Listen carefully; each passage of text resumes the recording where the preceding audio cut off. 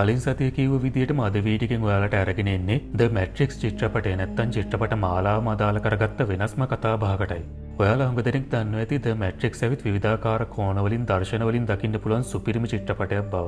ඒකට හේතුව මේ ෆිල්ම් එකේ මූලික කන්සෙප්ට් එක. කතාවේ මූලික හරය පුළුල් පරාසයක් ආවරණය වෙන විදිහට හැදිලා තියෙන එකයි. ඉතින් අද වීඩියෝකින් කතා කරන්න යන ශූන්‍යතාවාදය සහ මැට්‍රික්ස් කන්සෙප්ට් එක ඔයාලට හුඟක් වැදගත් වෙයි කියලා මම බලාපොරොත්තු වෙනවා. මේ කරුණ හරියටම තේරුම් ගන්න නම් මුළු වීඩියෝ එකම බලන්න. මොකද ස්කිප් කර කර තැනින් තැන බැලුවොත් මේ කියන දේවල් ඔයාට හරියට තේරුම් යන්න ඉඩක් තියෙනවා. ඒ වගේම වැරදියට තේරුම් ගැනීම ඇති වෙන්නත් පුළුවන්. ඉතින් මුලින්ම කියන්න ඕනි දෙයක් තමයි ශූන්‍යතාවාදය කියන්නේ දර්ශනයක් නෙවෙයි. ඒක තමයි විශ්වයේ පවතින සැබෑ ස්වභාවය. ඉතින් බුද්ධ ධර්මයේ මගින් නැත්තම් බුදුන් වහන්සේ විසින් කලේ මිනිසුන් නැදන හිටපු විශ්වයේ මේ රහස ශූන්‍යතාවය අවබෝධ කරගත්ත එකයි. ඒක අවබෝධ කරගෙන නොදැන හිටපු අසරණ සත්වයන්ට ඒ ගැන කියලා දුන්නා. ශූන්‍යතාවේ අත්දකපු උත්තමෙක් සසර ගමන ඒ භවයේදීම නතර කරලා දානවා. සසරේ යන සත්වයන්ට මේ රහසේ යථාර්ථය හෙළි කරවලා දෙන්න කලින් කාලට බුදුවරු පහළ වෙනවා. ඉතින් බුද්ධ ධර්මය කියන්නේ දර්ශනයක් නෙවෙයි විශ්වයේ ස්වභාවය නැත්තම් ස්වභාව ධර්මයේ ක්‍රියාවලිය හඳුනාගත්ත දුක සදාටම නිවලා දාන විද්‍යාවක්. එතකොට මෙතන විද්‍යාව කියන්නේ භෞතික විද්‍යාව, රසායන විද්‍යාව වගේ විද්‍යාවක් නෙවෙයි. රැවටීම තුල හදාගත්ත ලෝකෙින් මිදෙන හරිම ක්‍රමය කියලා දෙන විද්‍යාවටයි. ඉතින් අපි මැට්‍රික්ස් එකේ සිදුවීම ගැන දන්න නිසා මේ ශූන්‍යතාවයේ පැත්තෙන් අපි කතා කරගන්න ඕනි කරුණු ටික මුලින්ම බලලා එමු. ඔයාලා අහලා ඇති බුදුන් වහන්සේ විසින් මෝගරාජ කියන බ්‍රාහ්මණයාට කියලා තියෙනවා චිත්තේන නියති ලෝකෝ කියලා ප්‍රකාශයක්. ඒකේ තේරුම ඇවිත් ලෝකයේ යනු සිතුවිල්ලක් කියන එකයි. උදාහරණයකට අපි ගමු අපේ ඇස් මට්ටමට පෙනෙන කෝපයක් ගැන. ඇස් මට්ටමට කෝපයක් ප්‍රතිබිම්බ වීම පැහැදිලි කරගන්න පුළුවන් කණ්ණාඩියකට වැටෙන කෝපයක ප්‍රතිබිම්බයෙන්. කෝපයේ වැදුණු ආලෝක කිරණ පරාවර්තන වෙලා කණ්ණාඩිය ප්‍රතිබිම්බයක් හැදුනට ඒ ගැන කිසිම හඳුනා ගැනීමක් කණ්ණාඩිය විසින් සිදු කරන්නේ නැහැ. එතකොට ඇස් මට්ටමින් ප්‍රතිබිම්බ වැටෙනකොටත් වෙන්නේ මේ වගේ සිදුවීමක්. ආලෝක කිරණවල ප්‍රතිබිම්බය ඇසට වැටෙනවා හැරෙන්න එතනින් එහාට හඳුනා ගැනීමක් ඇස විසින් සිදු කරන්නේ නැහැ.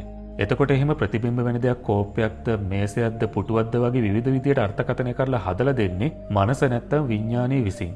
ඒ හදාගන්න එකට ඇසේ සම්බන්ධයක් නැහැ. ඇසට ප්‍රතිබිම්බ වුණ වස්තුවේ සම්බන්ධයකුත් නැහැ. නාම රූපයක් විදිහට සැකස්මක් නිර්මාණය කළේ විඥානයේ විසින්මයි. ඒකට හේතුව අවිද්‍යාවයි. ඉතින් ඒ විදිහට කනනාසය වගේ අනිත් ආයතන ටික ගත්තත් ඔය සිද්ධියම තමයි වෙන්නේ ඒ ආයතනවල මූලික ස්පර්ශයට සාපේක්ෂව. හරි. එතකොට අර කෝපය ඇහැට ගැටෙද්දි කණ්ණාඩිය වගේම ඇසටත් ඒ ගැන දැනීමක් වින්දනයක් කිසිම දෙයක් හැටගන්නේ නැහැ. නිකම්ම ප්‍රතිබිම්බයක් සැකසෙනවා විතරයි. ඒ වුණාට ඒක කෝපය කියලා විඥානය හඳුනා ගන්නවා. ඉතින් විඥානය කියන්නේ මේ මොහොත තුළ පහළ වෙන සිතුවිල්ලක තැවරුණ දැනුමක් විදිහට සරලවම හඳුන්වනවා. කෝපයේ උදාහරණෙම අපි බැලුවොත් කෝපය ඇසට ප්‍රතිබිම්බ වෙද්දී සිතක් පහළ වෙනවා. ඒ පහළ වුණ සිතේ තැවරලා තියෙනවා කෝපය කියන දැනුම. එතකොට ඒක විඥානයයි. මෙහෙම අපිට විඥානයක් සැකසෙන්න ගත්තේ කවත්ත? මේ උදාහරණයට අදාළව ගත්තොත් කෝපය කියන දැනුම සකස් වුණේ නැත්නම් අපි හදාගත්තේ කවත්ත? ඒක සොයාගන්න අපිට අපේ ජීවිතේ ආපස්සට යන්න වෙනවා. ඉතින් කුඩාම බිලිඳගේ කාලේ දක්වා අපි ආපස්සට යමු. එයාට ඒ දේවල් ගැන දැන් වගේ දැනුමක් නැහැ. වෙනත් විදිහකට කිව්වොත් නාම රූප සැකසීමක් නැහැ. මේ කෝපය එයාගේ ඇසට පෙනෙන්නට සැලැස්සුවොත් ඒක කෝපයක් කියලා දැනුමක් එයාට නැහැ. ඉතින් මේ ප්‍රතිබිම්බ වන රූපයට අර්ථයක් හදලා දෙන්නේ එයා ළඟ ඉන්න කවුරු හරි වැඩිහිටියෙක් විසින්. ඒ හදලා දෙන අර්ථයට අපි වචනය කියලා කියමු. මොකද අර බිලිඳ ඇසින් දකින වස්තුවට අර්ථය හදලා දෙන්නේ වචන වලින් නැත්නම් ශබ්ද සංස්කාර වලින්. වචනය කියන්නේ ශබ්ද තරංගයක්. නමුත් ඒ ශබ්ද තරංගය අපේ කන්බරේට වදිනකොට අපි ඒක වචනයක් විදිහට හදාන ඒකට අර්ථයක් දෙනවා. ඒකත් සැකසෙන්නේ අවිද්‍යාව නිසායි. මේ උදාහරණයේ විදිහට ඒ බිලිඳාට ඇසට කෝපයක් ප්‍රතිබිම්බ වෙද්දී වැඩිහිටියෙක් ඒ බිලිඳගේ කනට කෝපය කියන වචනය ඇහෙන්න සලස්වනවා. එතකොට එයා ඇහින් දකින රූපයට කනින් ඇහුණ නාමය ගලප ගන්නවා. ඒ විදිහට කෝපය කියන නාම රූප සැකසෙනවා. ඉතින් ඕක තමයි අනුසෝතගාමි පටිපදාව කියන්නේ. විඥානයක් සැකසීලා සංසාරයේ ඒ මොහොතේ ආරෙන්නේ මේ විදිහටයි. මේ බිලිඳා මෞකසට පිළිසෙදගත්තේ විඥානයක් වැඩෙන්න අවශ්‍ය මූල බීජයත් අරගෙනමයි. අර විදිහට නාම රූප එයා තුළ සැකසෙන්නේ විඥානෙ උපදින්න අවශ්‍ය කූඩුව පෙර භවයෙන් සැකසීලා තියෙන නිසායි. ඉතින් වැඩිවියටපත් වුණ අපිට මේ පැටලෙන නූල් බෝලේ ලියා ගන්න නම් මේ විදිහට ආපස්සට යන්න සිද්ධ වෙනවා. ඒකට කියන්නේ පටිසෝතගාමි පටිපදාව කියලයි. අපි ආපහු අර බිලිඳා කෝපය කියන නාම රූපය හදාගත්ත මොහොතට යමු. ඒ බිලිඳා කෝපය අල්ලනවා කියලා ඇල්ලුවට ස්පර්ශ වෙන්නේ කෝපයක් නෙවෙයි. ඒ කෝපය හදපු අමුද්‍රව්‍ය ටිකයි. මොහොතකට හිතන්න අර වැඩිහිටියන් විසින් මේ කෝපය කුඩු කරලා උණු කරවලා රවුම් පැතලි යමක් හදලා අර බිලිඳට පෙන්නනවා කියලා. ඒ කරලා වැඩිහිටියන් ඒක දීසී විදිහට අර බිලිඳට හඳුන්වලා දෙනවා. එතකොට ඒ බිලිඳා ඒක දීසියක් විදියටම ගන්නවා. එතකොට ඒක ස්පර්ශ කරද්දී ඒ බිලිඳට හසු වෙන්නේ අර අමුද්‍රව්‍ය මිසක් දීසියක් නෙවෙයි. එතකොට දීසිය හරි කෝපයක් හරි තියෙන්නේ කොහෙද? ඒක තියෙන තැනක් ඇත්තටම නැහැ. ඒක නාම රූපයක්, චිත්ත රූපයක්. ඒක සැකසෙන්නේ විඥාණයෙන් විතරයි. ඒ ඇතිවන විඥානයත් එතනම නැති වෙලා යනවා. එතකොට මේ හැම අවස්ථාවකම තියෙන්නේ අමුද්‍රව්‍ය නැත්තම් ධාතුවක් මිස අපි හදාගත්ත නාම රූපය නෙවෙයි. එතකොට මේ අමුද්‍රව්‍ය නැත්තම් ධාතුව ගත්තම ඒකත් විඥාණයට ආපු සංඥාවක්. ඒ කරුණ මේ වීඩියෝ එකේ ඉස්සරහට මම පැහැදිලි කරන්නම්. ඉතින් මේ විදිහට Tamanට පරිබාහිරව තියෙන සීලම දේවල් අර බිලිඳ නාම රූප සංඥා විදිහට හදාගෙන අන්තිමේදී ලෝකයක්ම සැකසීලා එනවා. දැන් ඔයාලට පැහැදිලි ඇති එහෙම ලෝකයක් නැති බව. ඉතින් අපි තනිකර මේ ඉන්නේ සිහිනයක් ඇතුලේ. ඉතින් කොහොම හරි ලෝකය හැදුනේ අනුසෝතගාමි පටිපදාවෙන්. නමුත් ඒක සිතුවිල්ලක් විඥානයක් විතරයි. ඊට පස්සේ එහෙම දෙයක් තියෙනවාම කියලා රැවටිලා ඒ ගැන එයාට කෙලෙස් ධර්ම පහළ වෙනවා. සරලවම කියනවා නම් දුක හට ගැනීම සිදු වෙනවා. එතකොට මේ රැවටීම විසඳ ගන්න පුළුවන් අපිට අපි තුලින්ම විතරයි. ඒ නිසා තමයි බුදුන් වහන්සේ වරක් කිව්වේ සත්‍ය ඇත්තේ ඔබ තුලමයි. ඒ බඹයත් තරම් වූ ඔබේ කය තුලින්ම හඳුනාගත හැකිය කියලා. හරි. මන් දැන් එනවා ටිකකට කලින් කිව්ව අර කෝප්පේ සැකසලා තියෙන අමුද්‍රව්‍ය නැත්තම් ධාතුව විඥාණයට ආපු සංඥාවක් කියන කතාවට. කෝප්පේ සකස්සලා තියෙන සෙරමික් වගේ මොකක් හරි අමුද්‍රව්‍යකින්. කලින් කිව්ව විදිහට ඇත්තට මෙතන සෙරමික් කියන අමුද්‍රව්‍යයක් මිසක් කෝප්පයක් ඉතිරි වෙන්නේ නැහැ. නමුත් සෙරමික් කියන එකත් විවිධ මූලද්‍රව්‍ය එකතු වෙලා හැදිලා තියෙන්නේ. එහෙම බැලුවම සෙරමික් කියලා එකකුත් ඉතිරි වෙන්නේ නැහැ. ඒ සෙරමික් හැදුන අමුද්‍රව්‍ය ටිකත් ඛණ්ඩනය කරගෙන ඇතුළට ගියාම තවත් දෙයක් හමු වෙනවා. එතකොට බලාන ගියාම සෙරමික් හදවපු අමුද්‍රව්‍යකුත් නැහැ. මේ විදිහට ඛණ්ඩනය කරගෙන ගියාම ඇසට නොපෙනෙන ඊටාම කුඩා අංශුවක් දක්වා අපි යනවා. ඒකට අපි කියනවා රූප කලාප කියලා. එතකොට මේ වගේ රූප කලාප ගණනය කරන්න බැරි තරම් අති විශාල සංඛ්‍යාවකින් මේ විශ්වය සැකසීලා තියෙන්නේ. රූප කලාප කියන්නේත් පවතින දෙයක් නෙවෙයි. එහෙම නිට්ටය වුණොත් රූප කලාප වලින් හරි මේ විශ්වය එකතු වෙලා අන්තිමේදී නිට්ටය ලෝකයක් බවට පත් වෙනවා. මේ රූප කලාප ඛණ්ඩනය කරගෙන අතුලට ගියාම පඨවි ආපෝ තේජෝ වායෝ කියන ස්වභාවයන් හතරක් ඉතිරි වෙනවා. නමුත් ඒ ස්වභාවයනුත් වෙන්වෙන් වශයෙන් නියතව පවතින්නේ නැහැ. මෙතන නිතරම සිදුවන ක්‍රියාවලියක් තියෙනවා. පඨවි නැත්තම් තද ස්වභාවය ඇතිවීම තුළම ආපෝ ඒ කියන්නේ වැగిරෙන ස්වභාවයක් ඇති වෙනවා. ඒ වැగిරීම තුළම නැවත තද ස්වභාවය ඇති වෙනවා. තේජෝ නැත්තම් උෂ්ණ ස්වභාවය ඇතිවීම තුළම වායෝ නැත්තම් සිසිල් ස්වභාවය ඇති වෙනවා. ඒ සිසිල් ස්වභාවය තුළම නැවත උෂ්ණ ස්වභාවය ඇති වෙනවා. මේ විදිහට ඇතිවීම තුළම නැති වෙන විදිහට ප්‍රතිවිරුද්ධ ක්‍රියාවලියක් මේ ස්වභාවයෙන් සම්බන්ධව නිතරම සිදු වෙනවා. එතකොට එතන ඉතිරි වෙන දෙයක් නැහැ. ධන සිදුවීමත් තුළම ඍණ සිදුවීමක් කියලා අවසාන ප්‍රතිඵලය බිඳුව නැත්තම් ශූන්‍ය බවට පත් වෙනවා. ඕක තමයි භෞතික ලෙස පවතින ශූන්‍යතාවය. මේක ඊටමත් සියුම් වගේම ගණනය කරන්න බැරි තරම් වේගයකින් සිදුවෙන ක්‍රියාවලියක්. ඒ නිසා එකම ෂණයකටවත් පවතින දෙයක් ලෝකයේ නැහැ. මේ අතිශය වේගවත් ක්‍රියාවලිය නිසා බාහිරින් පෙනෙන කෝපයක් ස්ථීරවම තියෙන දෙයක් විදිහටයි පෙනෙන්නේ. නමුත් මම දැන් කිව්ව මේ ක්‍රියාවලියත් එක්ක මේ හැම දෙයක් තුළම භ්‍රමණ වේගයක් මිසක් නියතව පවතින දෙයක් නැහැ. රූපං කප්පති පිළියති භිෂ්‍යති කියලා බුදුන් වහන්සේ කිව්වේ මේ විදිහට රූප කැඩෙමින් බිඳෙමින් ශූන්‍යතාවයට පත්වෙන ක්‍රියාවලියටයි. මේ සංසිද්ධිය සරලව පැහැදිලි කරගන්න පුළුවන් ප්‍රායෝගික උදාහරණයකින්. ඔයාලගේ නිවසේ දැල්වලා තියෙන බල්බ් එකක් දිහා බලන්න. ඒ බල්බේ එකපාරක් දැල්වුණ ආලෝකයක් එක දිගටම තියනවා වගේ ඔයාට පේන්නේ. නමුත් මේ බල්බ් එක තත්පරයට 55 වතාවක් විතර පත් වෙමින් නිවෙනවා. එහෙම නොවුනොත් බල්බ් එක පුපුරලා යනවා. තත්පරයක් කියන කෙටි කාලයකදී මේ වන ක්‍රියාවලිය අපිට නොපෙනෙන නිසා එකම ආලෝකයක් එක දිගට දැල්වෙමින් තියනවා වගේ බල්බ් එක දිහා බැලුවම අපිට පේන්නේ. මේ වගේ දෙයක් තමයි අනිත් භෞතික වස්තුන් සම්බන්ධව තියෙන්නේ. එතකොට කලින් කතා කරපු විඥානීය සම්බන්ධව ගත්තාම තියෙන්නේ මෙවැනිම අසාමාන්‍ය වේගයක්. විඥානය ඇතිවීම තුළම නැතිවීම සිදු වෙලා නැතිවීම තුළම නැවත ඇතිවීමක් සිදු වෙනවා. අර භෞතික පැත්ත වගේම විඥානීය පැත්තෙන් ගත්තාමත් එක දිගට පවතින විඥානයක් නැහැ. නමුත් වේගය නිසා එක දිගට පවතින දෙයක් විදිහට දැනෙනවා. ඒ එක දිගට පවතිනා වගේ දැනෙන දෙයට මනස කියලා කියනවා. එතකොට විඥානයකින් අපිට හදවලා දෙන්නෙත් මිරිඟුවක්. කලින් පැහැදිලි කරගත්ත කෝපයේ උදාහරණයක් ගත්තොත් කෝපය කියන එකක් හැදෙන්නේ විඥානීය මිසක් අර අමුද්‍රව්‍ය වලින් නෙවෙයි. අපි ඒ කරුණ හොඳටම පැහැදිලි කරගත්තා. එතකොට කෝපය කියලා සැකසෙන නාම රූපයක් බොරුවක්. ඒ බොරුව හදවලා දෙන විඥානයත් බොරුවක්. ඒ විඥාන එක දිගටම පවතින්නේ නැහැ. අදාහගන්න බැරි වේගයකින් විඥානයත් ඇති වුණ තැනම නැති වෙලා යනවා. නැති වුණ තැනම නැවත ඇති වෙනවා. එතනත් හැමදේම ශූන්‍යයි. මේ විදිහට භෞතික සහ ආධ්‍යාත්මික දෙපැත්තෙන්ම ශූන්‍යතාවයක් පවතිනවා. දැන් අපි මැට්‍රික්ස් චිත්‍රපටයට ගියොත් මුලින්ම අපි ගමු මැට්‍රික්ස් එකේ තියෙන ලෝකය ගැන. මැට්‍රික්ස් මායාව තුළ මනෝවිඤ්ඤාණිකව ජීවත් වෙන මිනිසුන් අඩුම තරමේ තමන්ගේ භෞතික ශරීරයවත් ඒ ලෝකයේ තුල තියාගෙන නැහැ. එයාලගේ ශරීරයේ මැෂින් සිටි එකේ තැම්පත් වෙලා තියෙද්දි මැට්‍රික්ස් එක තුල මනසින් නැත්තම් විඤ්ඤාණින් ජීවත් වෙනවා. අපි කතා කරගත්ත දේවල් එක්ක බැලුවම මේ සිද්ධියේ රැවටීම් දෙකක් තියෙනවා. පළවෙනි රැවටීම තමයි මේ මිනිස්සු මැට්‍රික්ස් වල හිටියත් අපි පය ගහලා ඉන්න පෘථිවියේ හිටියත් කොතන හිටියත් එයාලගේ විඤ්ඤාණයට නාම රූප හරහා ලෝකයක් සැකසෙන එක. අපි මේ පෘථිවියේ ඉන්න රැවටීමත් එක්ක ඔය කරුණ සරලව ගලප ගන්න. මේ පෘථිවියේ ඉන්න අපිට විඤ්ඤාණයක් සැකසෙනවා. ඒ සැකසෙන විඤ්ඤාණයේ නාම රූප ධර්මයේ හරහා සංඥා වස්තුන් නිර්මාණයේ ලෝකයක් හැදිලා ඒ තුල අපි රැවටීමෙන් ජීවත් වෙනවා. අර මිනිසුන්ටත් මැට්‍රික්ස් එක තුල ඔය තත්ත්වෙම තමයි ඇති වෙලා තියෙන්නේ. වෙනසකට තියෙන්නේ පෘථිවියේදී අපි භෞතික ශරීරයක් සමග ජීවත් වුණත් චිත්‍රපටයේ මිනිසුන් භෞතික ශරීරයක් නැතුව මැට්‍රික්ස් එකේ ජීවත් වෙන එකයි. නමුත් එයාලගේ මනෝවිඤ්ඤාණයට මේ අපේ වගේම ලෝකයක් සැකසෙනවා.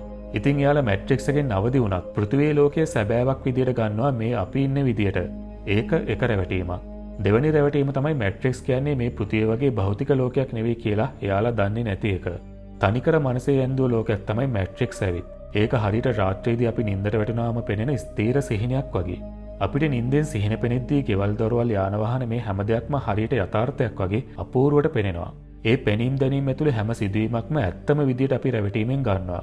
ඉතින් මැට්‍රික්ස් චිත්‍රපටයේදී පෘථිවියේ මිනිසුන් තද නිින්දක ඉන්නේ. එයාලට පෙනෙන සිහිනයක් වගේ තමයි මේ මැට්‍රික්ස් ලෝකයේ සිදුවීම්.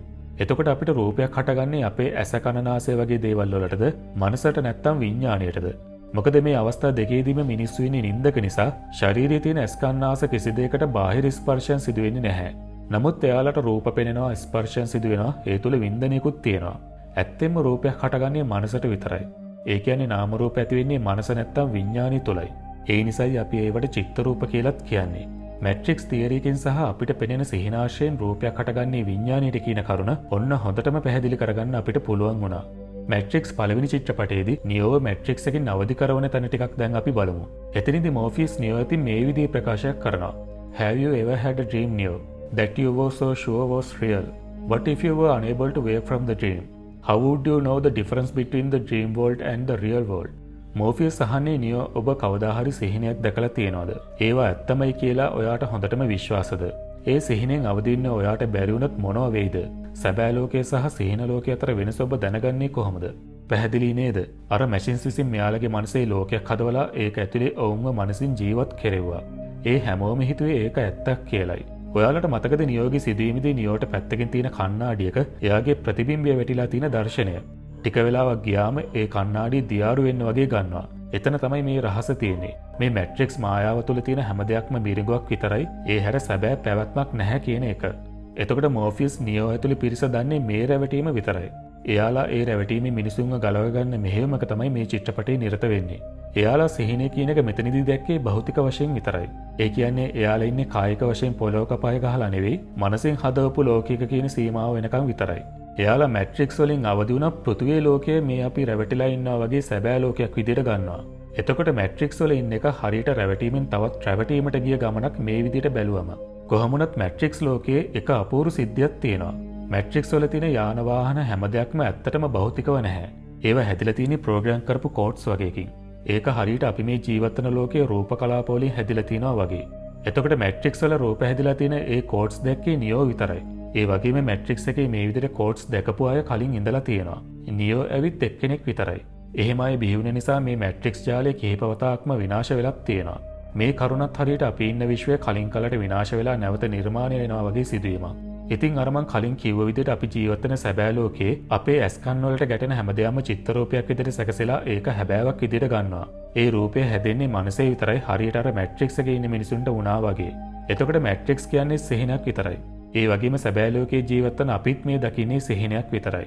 මේක සියුම් වගේම ගැඹුරු තැනක්. ඒ නිසා තර්ක විතර්ක ඇති වෙලා මේ සංසිද්ධිය වැරදි කියන තැනට කෙනෙක් හිතන්න යමු වෙන්නත් පුළුවන්. ඉතින් මේ චිත්‍රපටයේ හොඳ යථාර්ථවාදී ගැඹුරකට ප්‍රේක්ෂකයන්ව අරගෙන ගියා. ඒක ඉතාමත් හොඳ ඉන්ටරෙස්ටිං කරුණක් විදිහට මම දකිනවා. මෝෆියස් නියෝ අතින් කියපු මැට්‍රික්ස් ගැන අර ප්‍රකාශය මේ සැබෑ ලෝකයේ අපි දකින සිහිනයටත් ඒ විදිහටම වළංගුයි. අපි මේ ප්‍රශ්න ටික සැබෑ ලෝකයේ රැවටීමත් එක්ක ගලපලා බලමු. නියෝ, ඔබ කවදා හරි සිහින දැකලා තියෙනවද? අපි මේ ඉන්න ලෝකයේදී අපි දකින සිහිනය තමයි අර විදිහට විඤ්ඤාණයෙන් මවපු ලෝකය සහ ඒ හදාගත්ත ලෝකයේ තුල ජීවත් වීම. ඒවා ඇත්තමයි කියලා ඔයාට හොඳටම විශ්වාසද? මේ ලෝකයේ ඉන්න අතිශය බහුතරයක් මිනිසුන් හිතන්නේ විඤ්ඤාණයෙන් හදලා දුන්න ලෝකය නැත්තම් සිහින ඇත්තක් කියලා. ඒක නොතේරෙන නිසා මිනිසුන් ලෞකික දේවල් හදාගෙන මේ විදිහට ජීවත් වෙනවා. ඒ සිහිනෙන් අවදි වෙන්න ඔයාට බැරි වුණොත් මොනවා වෙයිද? ඒකෙන් අවදි වෙන්න බැරි වුණොත් භයානක සසරේ කෙලවරක් නැතුව ඔබ මැරෙමින් නිපදෙමින් ගමන් කරනවා. සැබෑ ලෝකය සහ සිහින ලෝකය අතර වෙනස ඔබ කොහොමද හඳුනාගන්නේ? සැබෑ ලෝකය කියන්නේ විශ්ව ස්වභාවයයි, නැත්තම් ශූන්‍යතාවයයි. ඒ තුල පවතින්නේ පරම ඒකීයත්වයක් මිසක් විඤ්ඤාණය හදාගත්ත ලෝකය නෙවෙයි. සිහින ලෝකය නැත්තම් විඤ්ඤාණයට මැවෙන ලෝකයේ මිරිඟුවක්.